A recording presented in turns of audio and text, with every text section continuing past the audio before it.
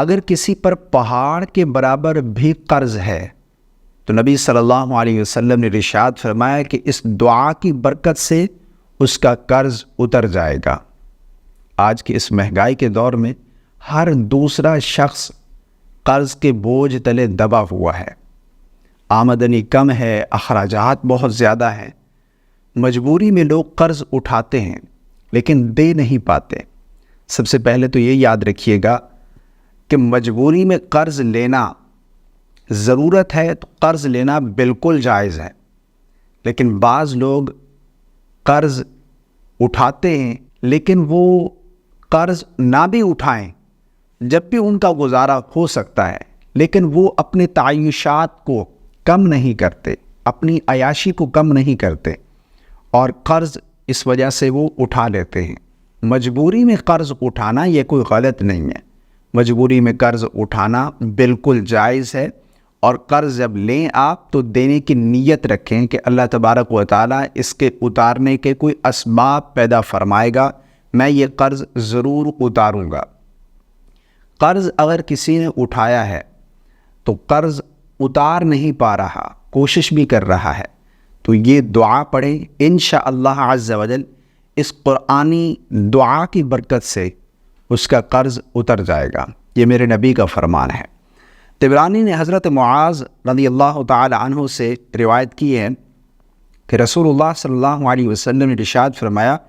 کہ میں تمہیں کوئی ایسی دعا نہ بتاؤں، اگر پہاڑ برابر بھی تمہارے اوپر قرض ہو، اس دعا کے پڑھنے کی برکت سے اللہ تبارک و تعالی اس قرض کے اتارنے کے اسباب پیدا فرما دے۔ اللہم مالک الملک تؤتی الملک من تشاء وتنزع الملک ممن تشاء وتعز من تشاء وتذل من تشاء بیدک الخیر انک علی کل شیء قدیر تولج اللیل فی النہار وتولج النہار فی اللیل وتخرج الحی من المیت وتخرج المیت من الحی وترزق من تشاء بغیر حساب۔ یہ وہ آیات ہیں کہ اگر آپ کے اوپر پہاڑ جتنا بھی قرض ہے، اگر آپ اس کے اتارنے کی کوشش کر رہے ہیں تو ان آیات کی برکت سے اللہ رب العالمین آپ کے لیے اسباب پیدا فرما دے گا۔ تو یہ آیات آپ نے پڑھنی ہے۔ اب سوال یہ بھی ہوگا کہ کتنی مرتبہ پڑھنی ہے اور کب پڑھنی ہے؟ حدیث میں اس کی کوئی تعداد بیان نہیں کی گئی اور نہ ہی وقت بیان کیا گیا ہے۔ بہتر ہے آپ فجر کی نماز کے بعد 3 مرتبہ پڑھ لیں،